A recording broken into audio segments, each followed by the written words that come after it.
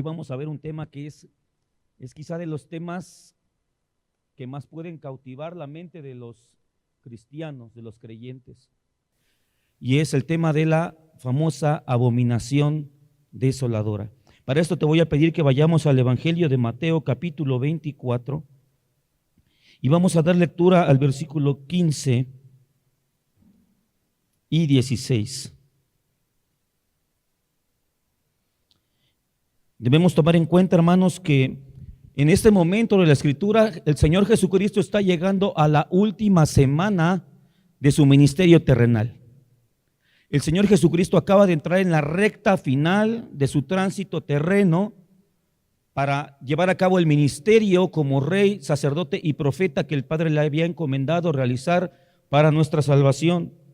En esta última semana vemos cómo el Señor ya había entrado en aquella entrada triunfal a Jerusalén un día domingo, había sido recibido entre vítores, entre loores, cuando la gente, el pueblo le cantaba Hosana, Hosana, bendito el que viene en el nombre del Señor.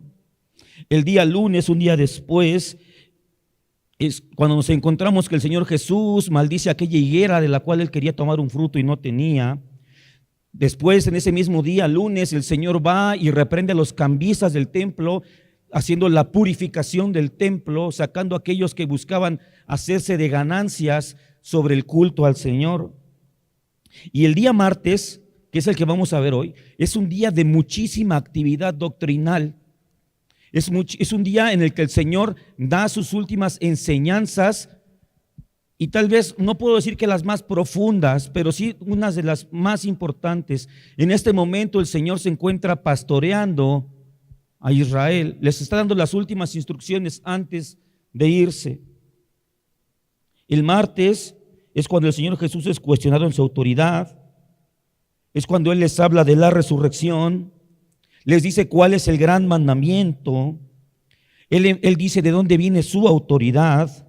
Les da la parábola de los labradores malvados, les habla acerca de los tributos, les habla de la resurrección, les habla acerca de su deidad, instruye a sus discípulos de guardarse de los fariseos, habla acerca del ofrendar, cuando elogia a aquella viuda de las dos blancas.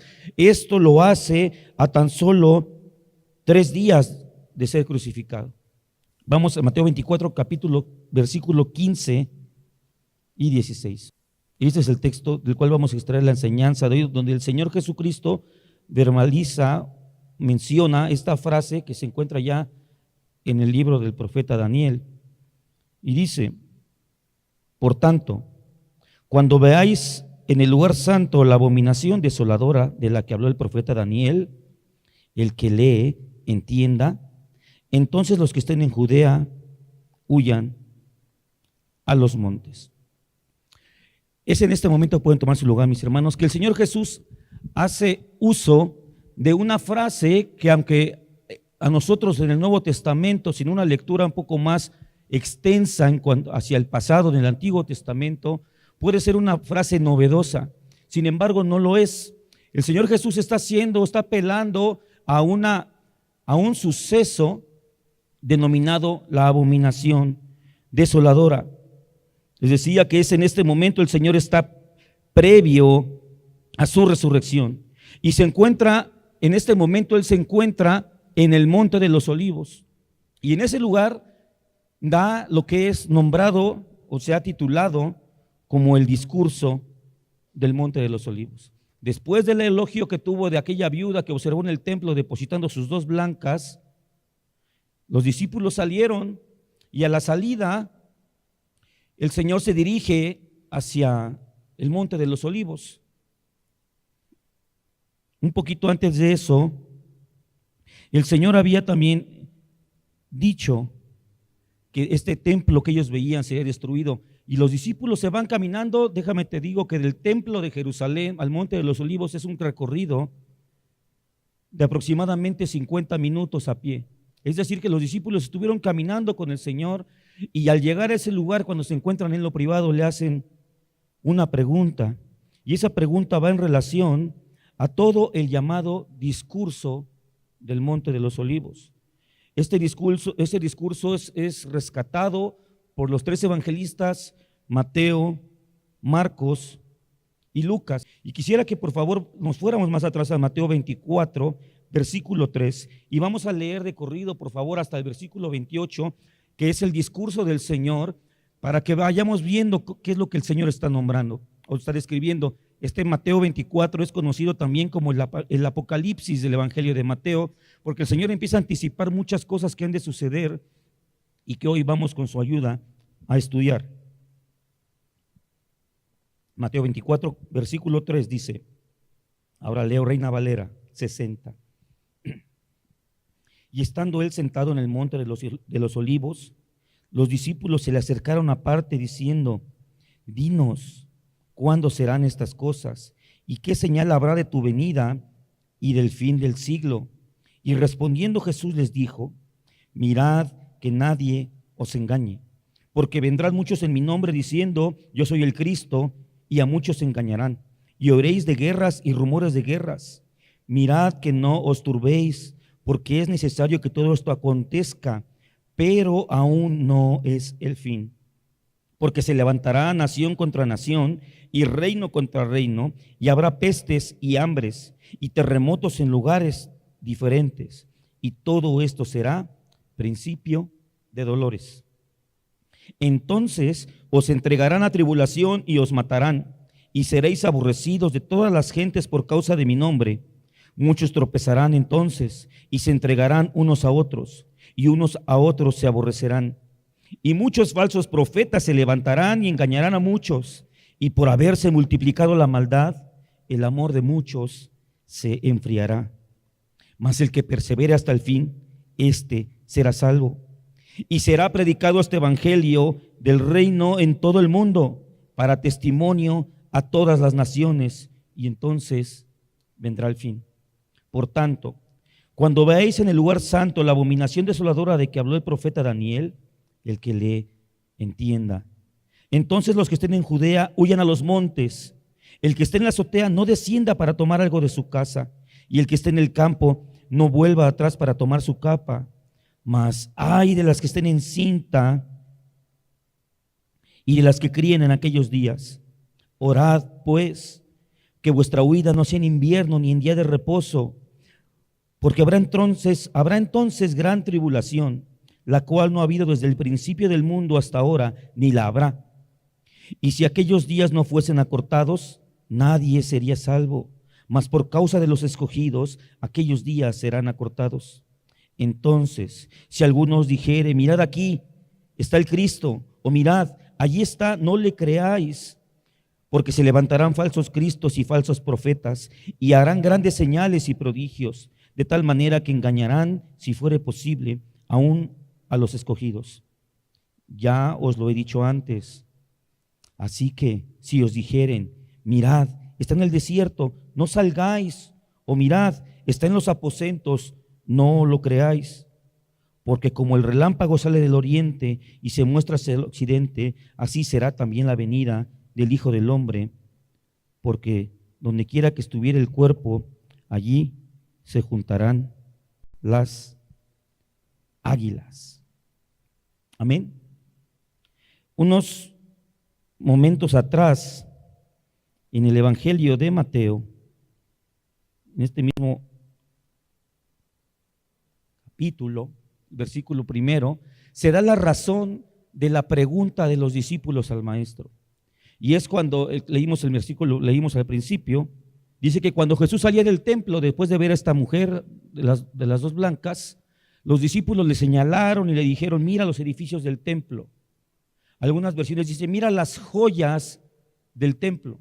Y el Señor Jesús les responde y les dice, ven todo esto, de cierto os digo que no quedará aquí piedra sobre piedra. Es ante esta frase que el Señor Jesús da al salir del templo, que muy probablemente sus discípulos se quedaron pensando y meditando los 50 minutos de recorrido del templo al monte de los olivos. Muy probablemente esto atribulaba sus mentes, venían confusiones, porque para los judíos de esa época, hermanos, el templo era la gloria de Israel. El templo era la representación de Dios, era el lugar donde Dios se sentaba en el propiciatorio, que era aquella arca. Era el lugar que había edificado Salomón con todos los tesoros que David había dejado para la edificación de este templo. Ese lugar que Herodes en su momento había levantado de manera tan majestuosa que las demás naciones envidiaban este edificio, esta construcción. Entonces, en esta pregunta, cuando los discípulos le preguntan, dinos cuándo serán estas cosas y la señal que habrá de tu venida y del fin del siglo, encontramos que se están presentando tres preguntas de manera implícita dentro de esta pregunta que aparece en el versículo 3. Estas preguntas son: ¿cuándo será destruida Jerusalén y el templo? La segunda es: ¿qué señales habrán de su venida? Y la tercera es: ¿qué señales habrán antes del fin del siglo, al fin de los tiempos, del fin del mundo? A esto el Señor comienza su respuesta a partir del versículo 4 y les empieza a dar una serie de acontecimientos que han de ocurrir en la tierra previo a la manifestación del fin. El Señor dice que habrán falsos cristos, el Señor dice que muchos serán engañados, dice que habrán guerras y rumores de guerras, dice que se levantará nación contra nación y reino contra reino, que habrán pestes, que habrán hambres y habrán terremotos. Y muchos pueden decir: bueno, pero esto ha sucedido siempre, y esto es verdad.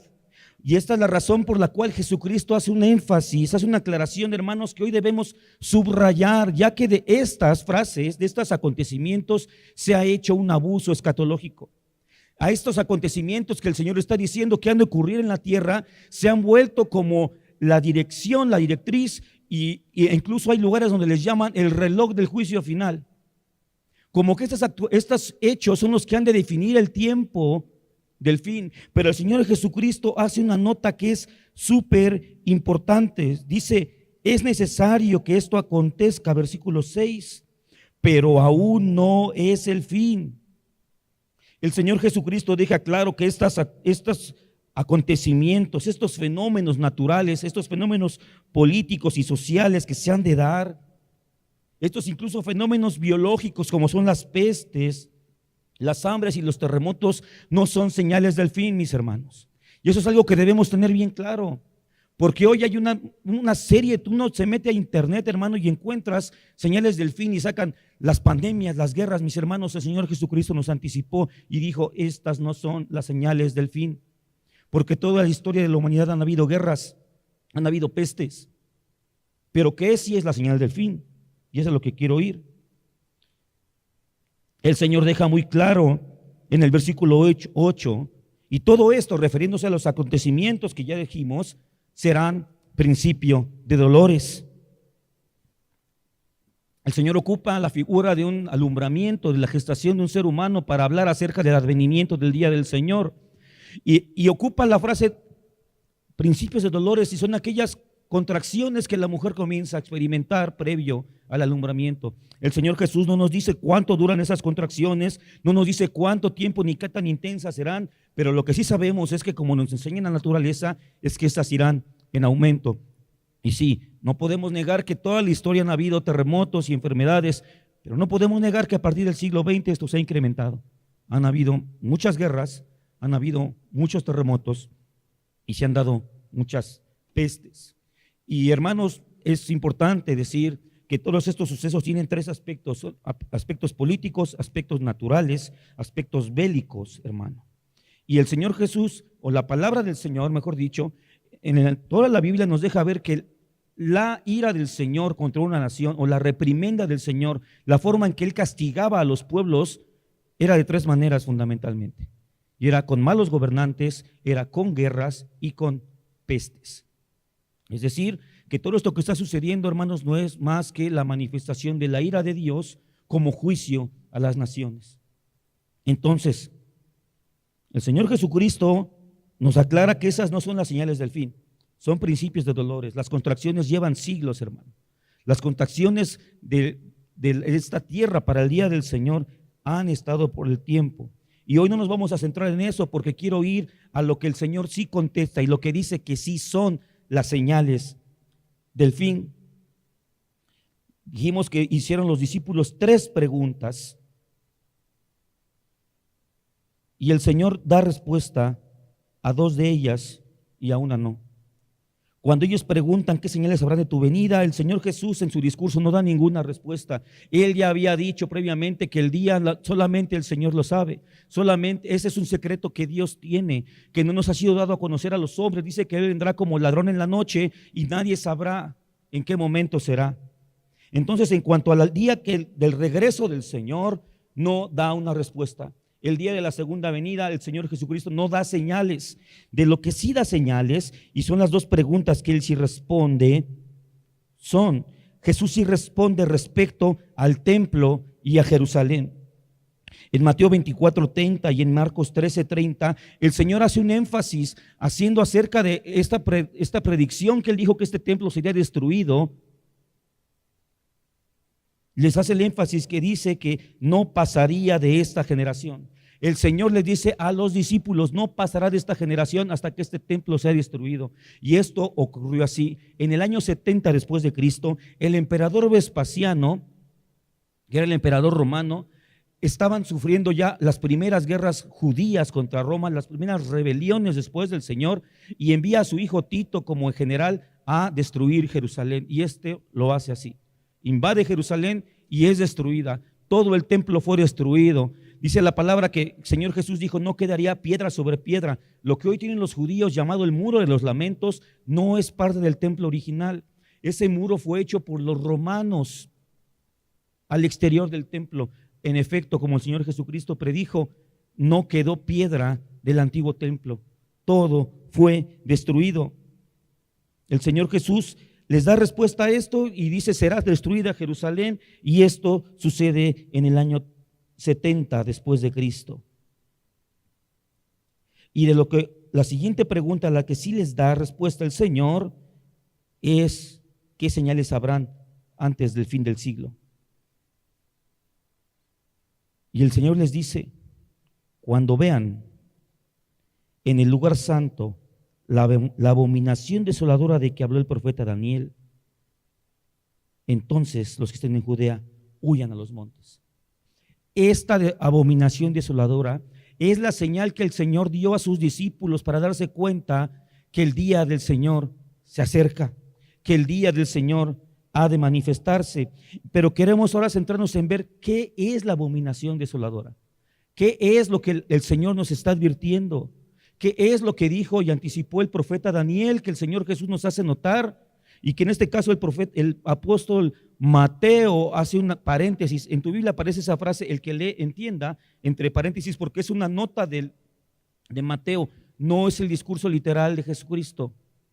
¿Por qué se refiere a esto? Bueno, primero vamos a ver qué es una abominación, mis hermanos. Y esta palabra se usa en todo el Antiguo Testamento para referirse a alguna iniquidad que es considerada por Dios, en especial a la abominable. También era usada para referirse a un culto inapropiado para el Señor. Se refería también a aquellos animales que no debían ser sacrificados al Señor, que eran catalogados como inmundos. Podemos ver en Génesis 43, versículo 32, cómo esta palabra se ocupa. Por ejemplo, los egipcios, era una abominación comer con los hebreos. En este pasaje, Génesis 43, 32, es cuando José recibe a sus hermanos, dice que se mete a su habitación a llorar en secreto y después sale y les ofrece una comida, pero los egipcios comen afuera, aparte, y dice, y pusieron para él, para José, aparte, y separadamente para ellos, sus hermanos judíos. Y aparte para los egipcios que con él comían, porque los egipcios no pueden comer pan con los hebreos, lo cual es abominación para los egipcios. Es decir, hay muchos tipos de abominaciones en el Antiguo Testamento. Para los egipcios era algo insoportable, era algo con lo cual no podían conciliar, no podían tener ninguna consideración, eran inflexibles en ese punto.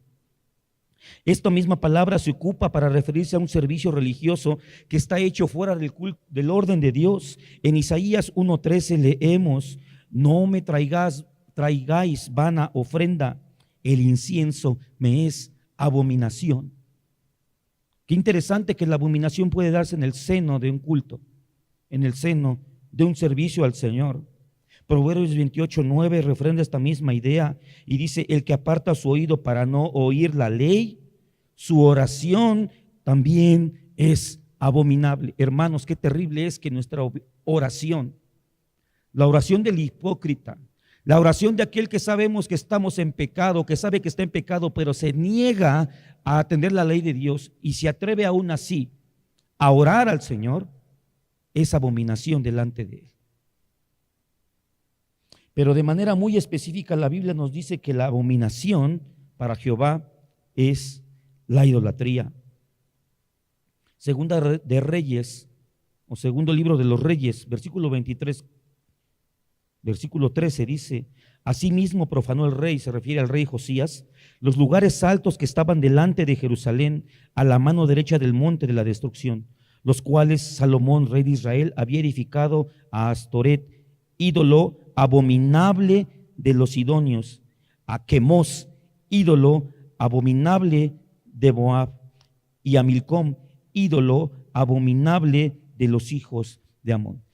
Los ídolos son en especial abominables al Señor. Isaías 44, del 18 al 19 nos dice: no saben ni entienden, porque están cerrados sus ojos para no ver y su corazón para no entender. No discurre para consigo, está hablando de los ídolos. No tiene sentido ni entendimiento para decir: parte de esto quemé en el fuego y sobre sus brasas cocí pan, hace carne y la comí, y el resto de él una abominación. Entonces, y en Ezequiel capítulo 8, hermanos, es un capítulo completo del profeta Ezequiel dedicado a hablar de cuál abominable es la idolatría en la casa de Dios. Habla de cómo los líderes religiosos de la época en sus habitaciones guardaban sus ídolos y tenían sus muros pintados con deidades ajenas al Señor. Y es un capítulo dedicado a repudiar la idolatría en la casa del Señor. La palabra abominación en el Nuevo Testamento es usada pocas veces, pero se aplica en el Nuevo Testamento de manera general al pecado o a la maldad. Lucas 16:15 dice: entonces les dijo: vosotros sois los que justificáis a vosotros mismos delante de los hombres, mas Dios conoce vuestros corazones, porque lo que los hombres tienen por sublime delante de Dios es abominación. Apocalipsis 17:4 dice: la mujer estaba vestida de púrpura, refiriéndose a la gran ramera. Estaba vestida de púrpura y escarlata y adornada de oro, de piedras preciosas y perlas, y tenía en la mano un cáliz de oro lleno de abominaciones y de la inmundicia de su fornicación. Entonces la abominación es aquella iniquidad del corazón del hombre que tiene un énfasis muy directo, aunque no exclusivo, hacia la idolatría.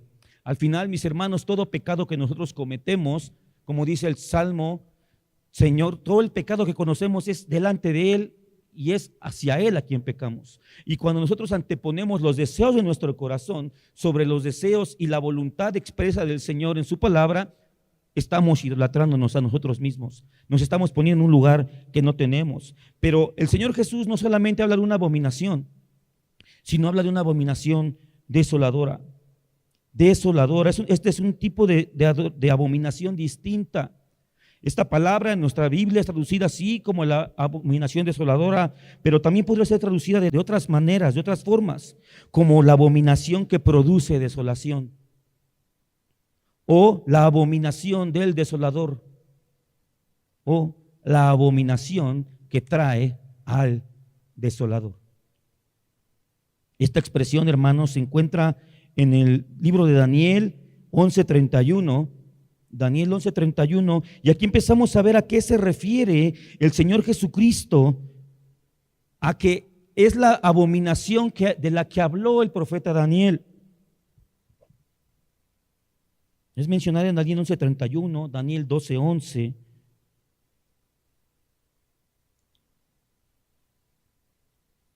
Daniel 11:31 dice: y se levantarán de su parte tropas que profanarán el santuario y la fortaleza, y quitarán el continuo sacrificio, y pondrán la abominación desoladora.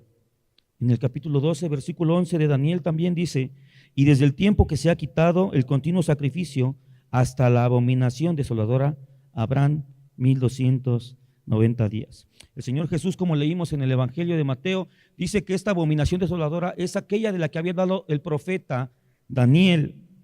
Y hace la nota el evangelista cuando escribe: el que lee entienda. ¿Por qué hace este énfasis? ¿A qué se refiere esto? ¿Es acaso un misterio? ¿Es acaso algo que el Señor les está dando una respuesta en un tipo de misterio, en algo que no puede ser descifrado, que les está dando de una manera encriptada? ¿O tiene algo que decirnos esta frase? ¿A qué se refería el Señor? ¿A qué se refería el Señor? Para esto, hermanos, debemos hacer notar algo o comunicarte algo, explicarte algo. Que en el lenguaje profético, en lo que son los llamados oráculos o las anticipaciones de lo que ha de venir en el futuro, existe algo que es llamado el doble cumplimiento. Y este doble cumplimiento se refiere a que una profecía, una anticipación o un oráculo del futuro tiene un cumplimiento parcial muchas veces en la historia para después tener un cumplimiento pleno, completo o total en el futuro. Y esto lo podemos ver aquí porque en el Antiguo Testamento la palabra abominación desoladora 3 ocasiones se usa para referirse a lo que hizo un hombre que fuera un rey sirio que atacara la ciudad de Jerusalén en el año 168 antes de Cristo. Aquí nos vamos a poner un poquito histórico, hermanos, te pido tu atención, porque cuando vayamos avanzando y cuando lleguemos a la parte final, al centro, al énfasis que quiero dar hoy, con ayuda del Señor, veremos cuál es la aplicación para nosotros, la iglesia contemporánea o actual. En este año, en el año 168, un rey sirio llamado Antíoco Epífanes, después de este rey, fue heredero de una de las partes del imperio que Alejandro Magno construyera. El libro de Daniel también en el capítulo 9 me parece tiene una visión donde ve un carnero que tiene un cuerno grande en su cabeza y este cuerno es quebrantado y del cual salen 4 cuernos pequeños.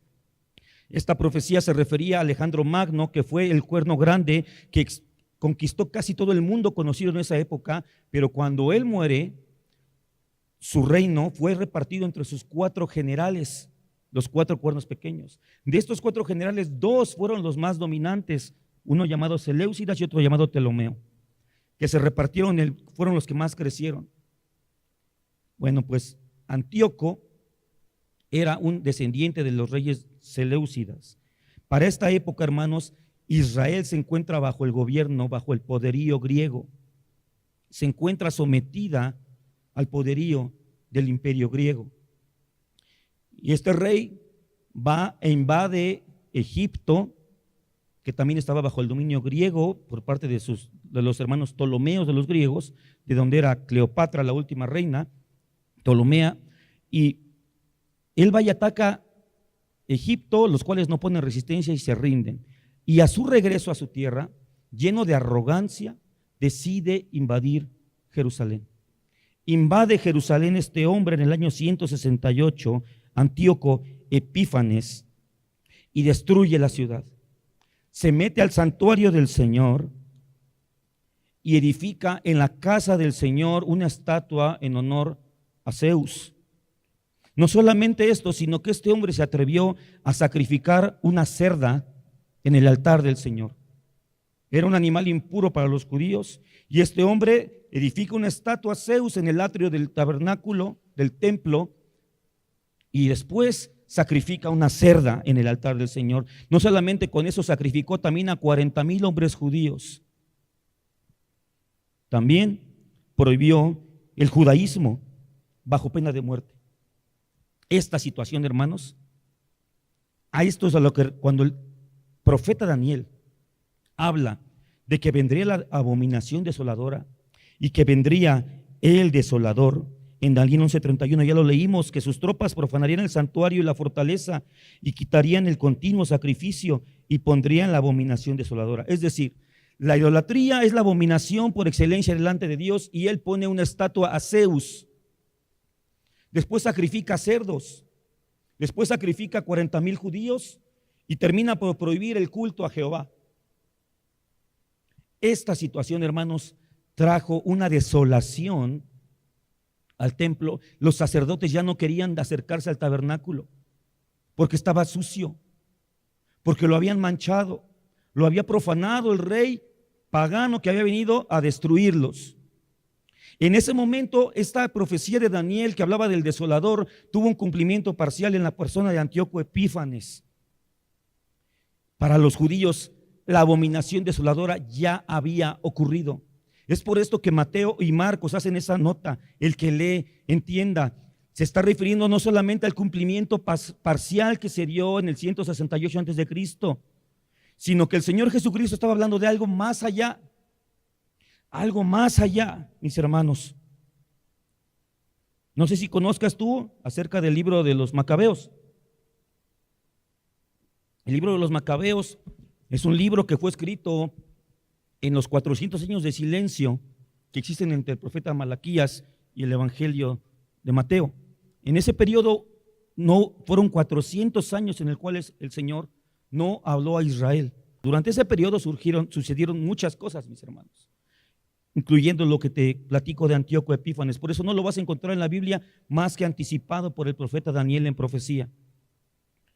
Pero el libro de los Macabeos, hermanos, que es un libro apócrifo, no lo voy a citar hoy, pero quiero enfatizar que no lo cito como un libro inspirado, no lo cito como un libro autoritativo para nosotros como iglesia, lo cito como lo que es un libro histórico, como un libro histórico, ¿ok? En primero, son dos libros, en el primero de Macabeos, en el capítulo 1, se narra la historia de Israel que sucede entre Alejandro Magno y Antíoco Epífanes. Ahí se nos da todo el trama que sucedió hasta que Antíoco Epífanes muere 2 años después de haber destruido el templo. Y en el versículo 7 al versículo 10, vamos a adelantarnos un poquito.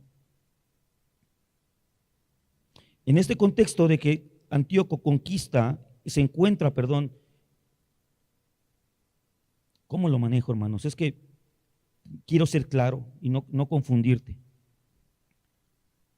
Cuando Antíoco Epífanes invade Jerusalén y la destruye y hace esta abominación en el templo del Señor, no fue un hecho fortuito que hubiera venido a consecuencia de nada.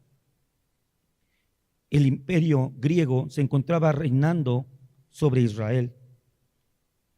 Y en Primera de Macabeos,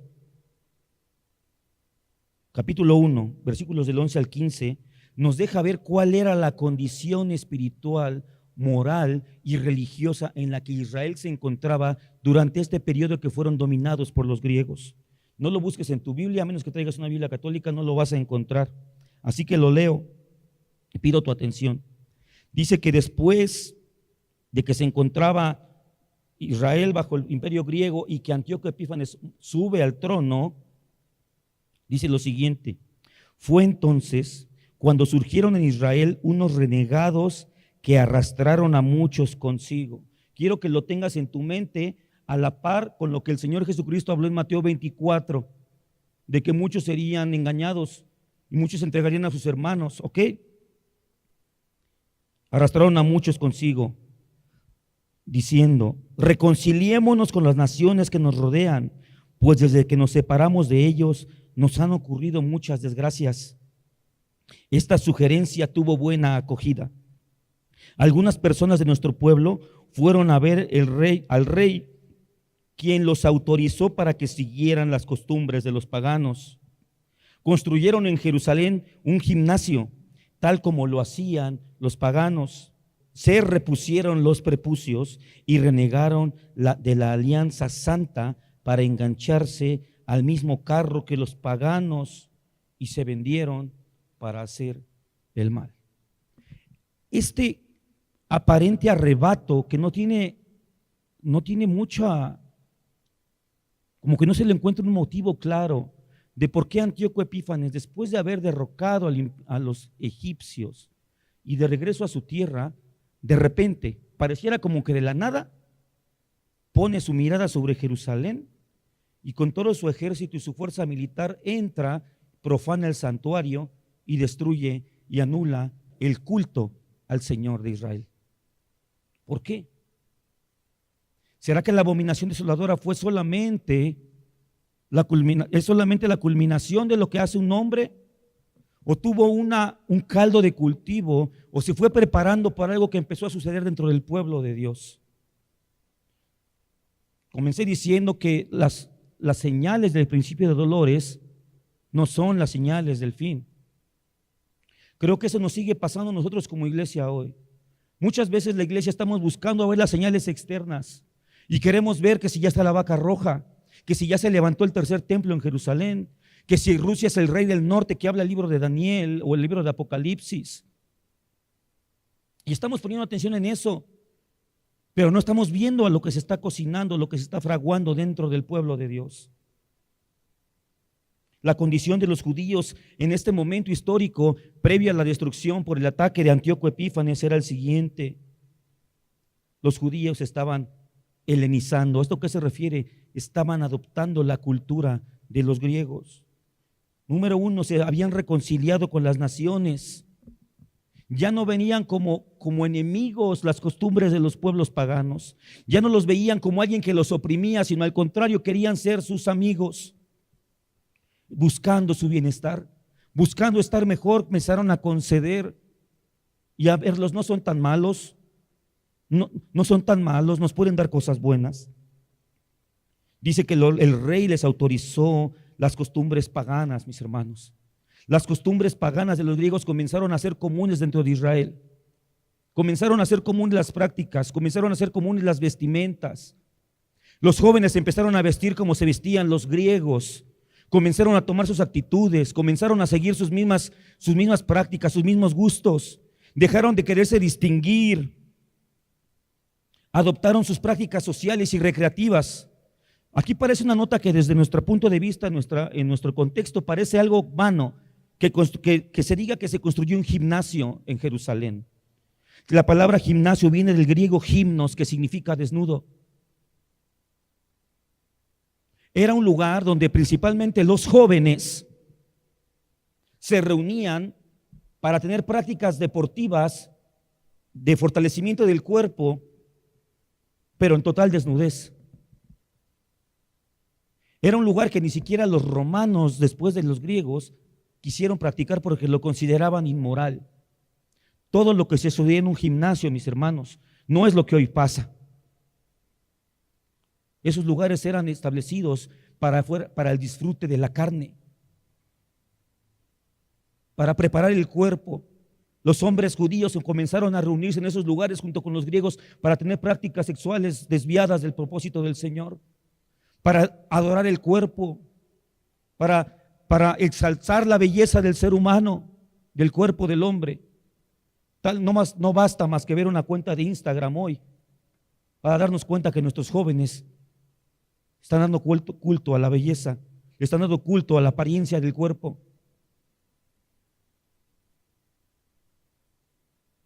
Como consecuencia natural, comenzaron a sentirse mal por ser judíos.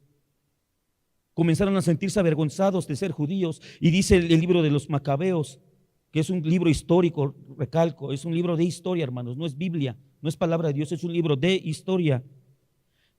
Dice que se volvieron a poner los prepucios, mis hermanos.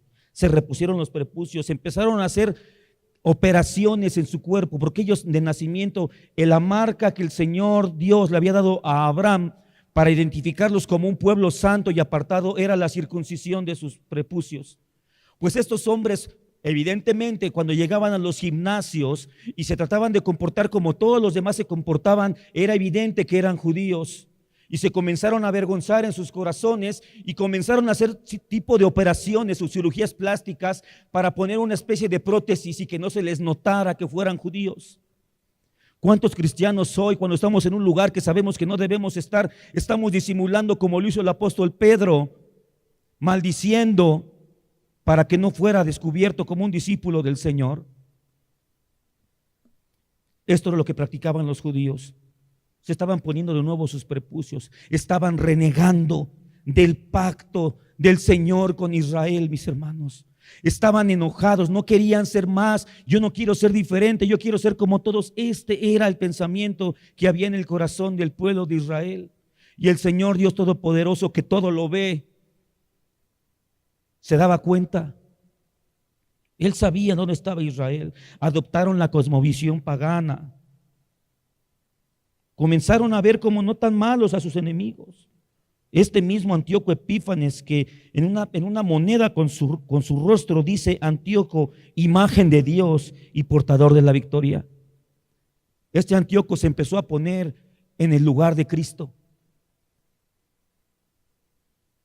La próxima semana vamos a hablar acerca del espíritu del anticristo y el personaje del anticristo.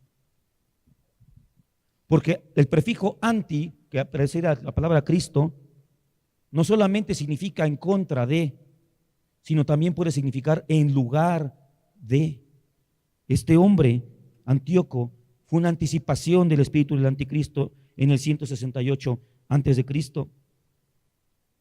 Y ya no lo veían tan malo. Ellos sabían quién era la imagen de Dios. Ellos sabían quién era Dios. Eran judíos instruidos en la ley desde su nacimiento. Pero empezaron a ver como no tan malo aquel que los suprimía y que se hacía llamar la imagen de Dios. Comenzaron a ver no tan malo su cultura, comenzaron a ver no tan malo su música, comenzaron a ver no tan malo sus deportes, la forma en que practicaban los deportes, sus pensamientos, su filosofía, sus prácticas, su sexualidad. Toda la ideología griega comenzó a permear el corazón del pueblo de Dios. Y por último, dice que se vendieron al mal.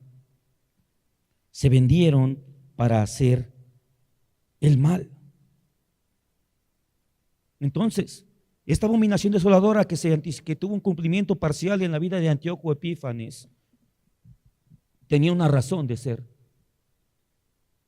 Y es que Israel estaba lejos de Dios. Esta es la señal interna que debemos estar viendo, mis hermanos. No que si Rusia, no que si Ucrania. ¿Dónde está nuestra mente y nuestro corazón delante de Dios? ¿Estamos defendiendo nuestra cultura cristiana? ¿Estamos definiendo los principios cristianos o ya comenzamos a decir, bueno, pues no está tan mal las nuevas ideologías? No son tan malos, pues que cada quien haga su vida con lo que quiera, aunque esto ofenda a Dios. Aceptar las voces de cantantes que se suben a cantar recientemente a los Grammys en un ritual abiertamente satánico, vestidos de rojo, entre llamas, y nosotros dispuestos a seguir consumiendo su música, de cantantes, de mujeres que se están levantando tan grotescamente y diciendo, bueno, es que eso es la cultura, eso es en la sociedad. Yo soy cristiano en la iglesia, allí sí canto los himnos, que a mucha gente no les gustan los himnos. Yo han de preferir otras músicas. Quieren música más estimulante, música más gozable, más bailable. ¿Por qué? Porque es nuestra cultura del siglo XXI. Yo no estoy peleado con la música, pero yo preferiría, mis hermanos, yo preferiría quedarme sin música antes que hacer una abominación delante del Señor en su culto. Y mismo en Primera de Macabeos, capítulo 1, del 37 al 39, nos da una resolución y nos habla acerca de lo que sucedió con esta intervención de Antíoco a Israel, a Jerusalén. Dice en el 37 de Primera de Macabeos 1, derramaron sangre inocente alrededor del santuario, profanaron el lugar santo. Los habitantes de Jerusalén huyeron y ésta se convirtió en una guarida de extranjeros. Pasó a ser una extranjera para sus hijos. Y estos la abandonaron. Jerusalén quedó desolada. Su templo se convirtió en un desierto. Sus fiestas se cambiaron en días de luto. Sus sábados, es decir, sus días santos, fueron burlados. Era el desprecio en vez del respeto. Era tan grande su vergüenza que su gloria de otrora, es decir, de antes, se dio lugar al duelo. Esta abominación trajo una desolación a Israel, que su templo se quedó vacío. Ya no se oían más canciones en el templo del Señor. Ya no se percibió el aroma del incienso del Señor en su casa. Ya no se veían más corderos entrar hacia el altar de bronce. Ya no había más panes en el lugar santo. porque Israel alejó su corazón del Señor. Y el Señor trajo por juicio a un hombre que vino a destruir todo. Y lo que no valoraron les fue arrebatado. Es evidente ante el contraste entre la historia y la profecía que este cumplimiento de la abominación desoladora en Antíoco Epífanes fue un cumplimiento parcial, porque no satisface todos los dichos de las profecías. Porque Daniel lo anticipó, pero es en Daniel 9, tuve película ahora, es Daniel 9, versículos 26 y 27, que nos deja ver que esta profecía tenía un doble cumplimiento. Es importante, hermanos, que cuando veamos lenguaje profético en la Biblia tengamos esto en mente. Los profetas que profetizaron no tenían todo totalmente claro, porque solamente el único que permanece sobre las eras y sobre los tiempos es Dios. Y ellos veían todo desde las limitaciones culturales y del contexto de su época. Es como cuando uno mira un paisaje y a la distancia tú puedes ver montes y montes, pero tú desde tu perspectiva lo ves todo plano. No puedes determinar cuánta distancia está entre un monte y el siguiente, y entre el siguiente. Todo lo ves en un solo plano. Es solamente el paso del tiempo, que conforme vamos avanzando en el tiempo, esta vista frontal se va haciendo lateral y comienzas a ver perspectivas y distancias entre los acontecimientos. Ellos vieron todo el panorama, la pintura completa, pero no sabían bien en qué momento ni cómo. Porque en el capítulo 9, versículos 26 al 27, el profeta Daniel habla de que se levantaría el desolador, pero habla que sería después de la muerte del Mesías. Antíoco Epífanes se manifestó en el 168 antes de Cristo. Jesucristo en sus días dijo que esta abominación que vendría sería de la que habló el profeta Daniel. ¿Cómo está eso? Por eso es la nota del evangelista, el que le entienda. Antíoco Epífanes en el 168 antes de Cristo, profetizado por Daniel. Jesucristo en sus días, ya cercano al 30, dice que lo que vendría sería lo que dijo Daniel. Porque dice el 26 al 27 de Daniel, y después de las 72 semanas será quitada la vida al Mesías, mas no por sí. Y el pueblo de un príncipe que ha de venir destruirá la ciudad y el santuario, y su fin será con inundación, y hasta el fin de la guerra durarán las devastaciones. Y por otra semana confirmará el pacto con muchos. A la mitad de la semana hará cesar el sacrificio y la ofrenda. Después, con la muchedumbre de las abominaciones, vendrá el desolador hasta que venga la consumación y lo que está determinado se derrame sobre el desolador. Entonces, un punto que no satisface Antíoco Epífanes es que el desolador, que dice Daniel 9:26, vendría después de la muerte del Mesías. Antíoco estuvo antes. Otro punto, Daniel capítulo 11, versículo 37.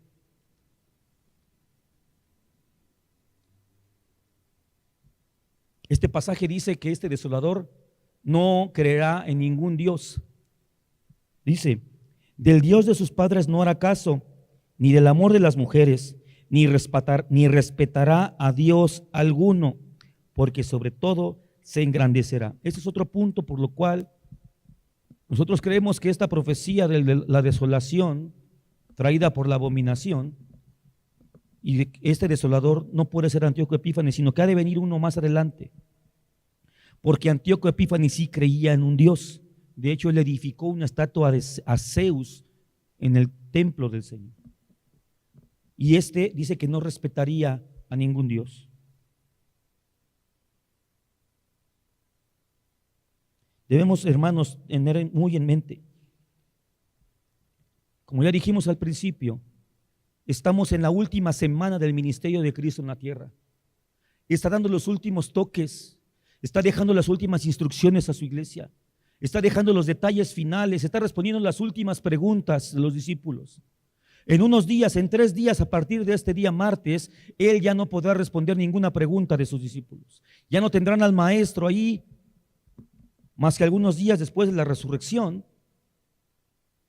pero en cuerpo humano, sin glorificar, Cristo está por partir. Jesucristo está pastoreando, está dando un discurso en el Monte de los Olivos, está dando su sermón, está predicando.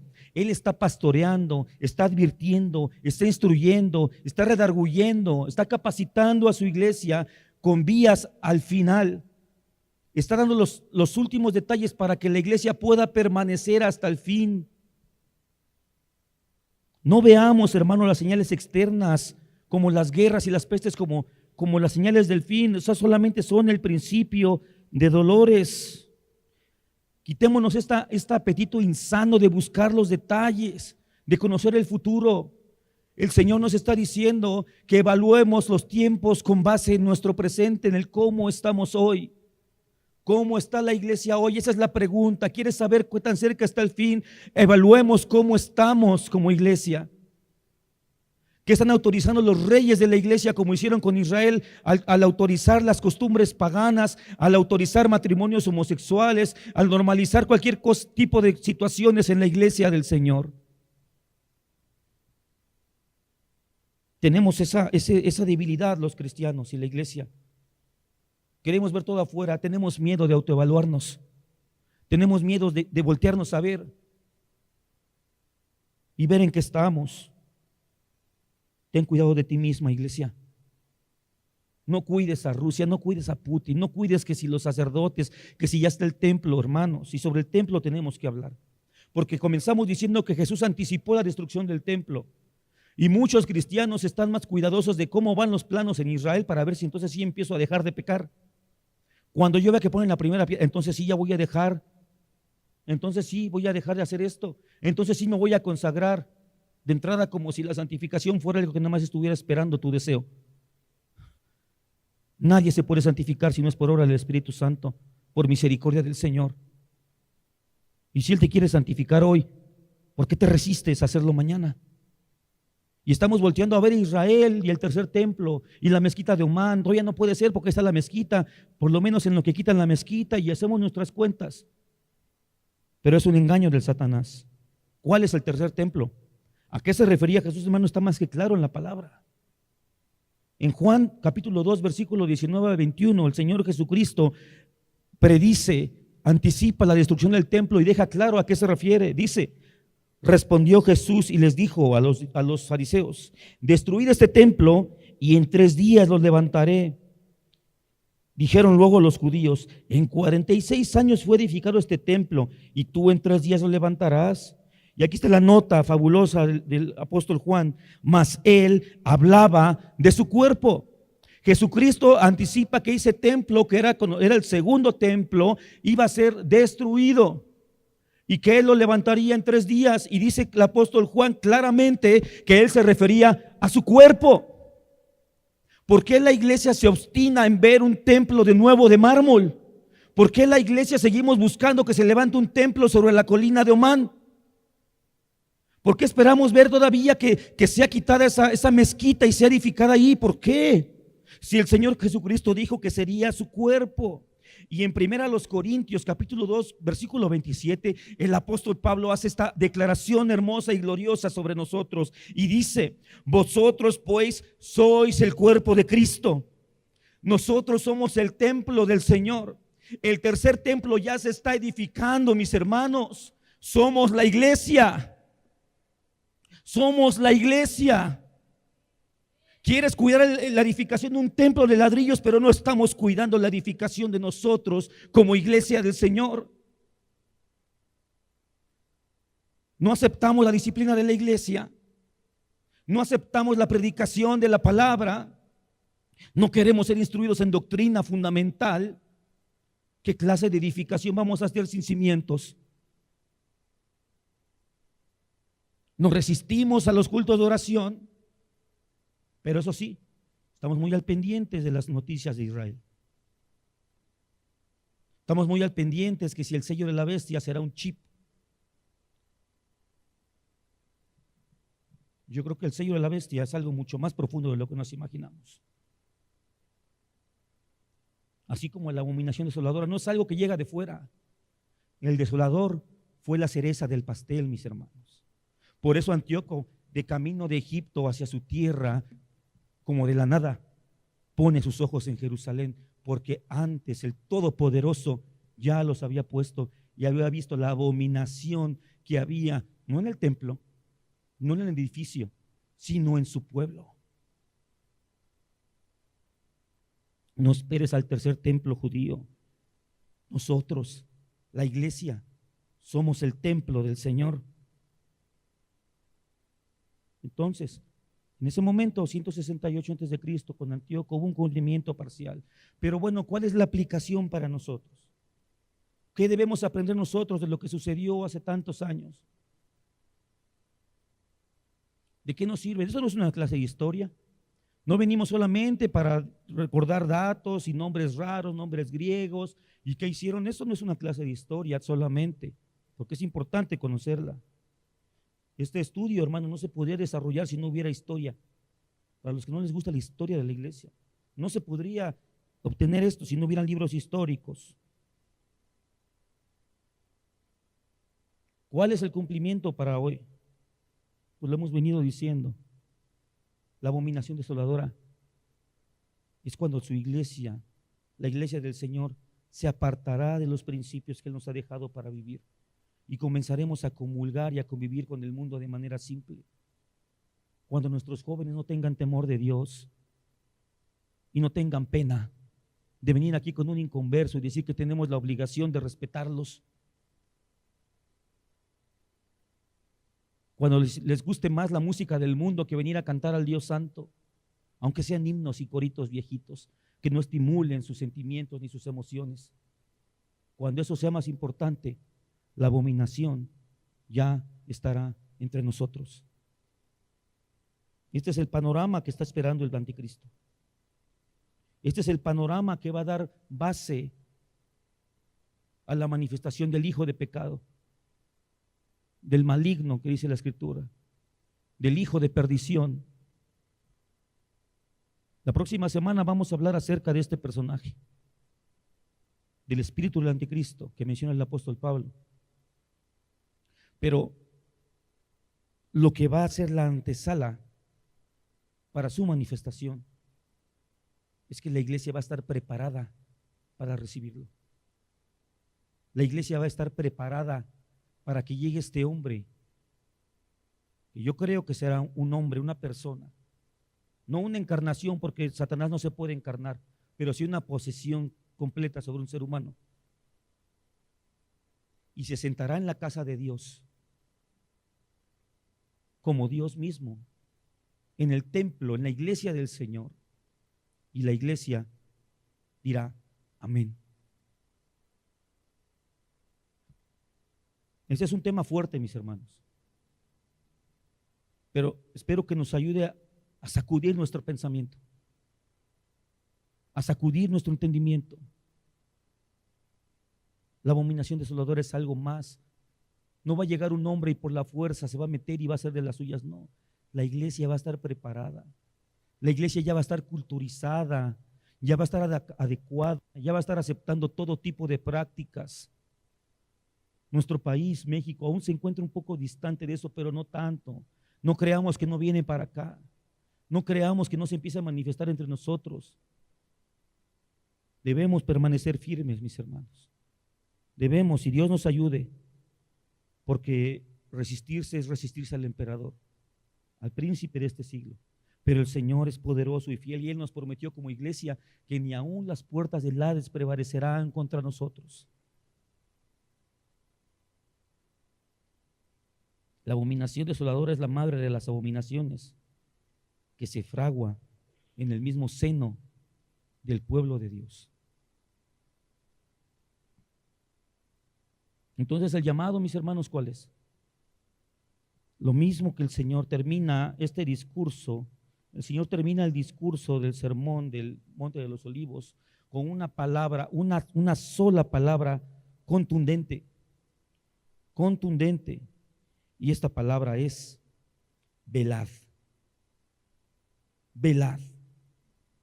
Velemos, mis hermanos, no buscando a Israel, no viendo los chips, no viendo si es la vacuna, no viendo si cuántas pestes vienen. Estamos distraídos viendo las señales externas que el Señor dejó claro que no son evidencia del final. La evidencia del final es la condición de la iglesia, es la santidad de la iglesia, es la pureza de la doctrina de la iglesia, es la sumisión de la iglesia a la disciplina del Señor, es la lealtad del pueblo de Dios a los principios cristianos. Yo siento carga por los jóvenes. Yo veo una falta de interés, hermanos. No es su prioridad ser cristianos. De muchos, de otros sí. No es su prioridad ser cristianos. Si tienen que decidir entre un buen trabajo y congregarse, lo deciden sin dudar, sin chistar. Si se trata de una novia o de un novio por encima de servir al Señor y seguir sus principios, no dudan y se casan con el primer incrédulo que les hace ojitos. Se enredan con la primer mujer que les hace ojitos, aunque les cueste su congregarse a la iglesia, aunque les cueste su servicio y no les interesa. Y los adultos estamos por igual, muchos. Por eso debemos pedir por la santidad de su iglesia. Pidamos por la santidad de la iglesia, porque es la iglesia pura, la iglesia santa, la iglesia sin arruga, que recibirá al Cristo verdadero en el trono. La iglesia que ya está maquillada como egipcia, como griega, la iglesia que ya está comportándose como pagana, la iglesia que está viviendo como pagana, la iglesia que tiene prácticas sexuales como pagana, ellos tendrán a su Cristo, el anticristo, el que está en el lugar de Cristo. Oremos por la santidad en nosotros, luchemos contra el pecado. Oremos por los jóvenes. Oremos por los jóvenes. Porque ellos son los que podrían estar recibiendo al anticristo en sus cultos, en sus reuniones.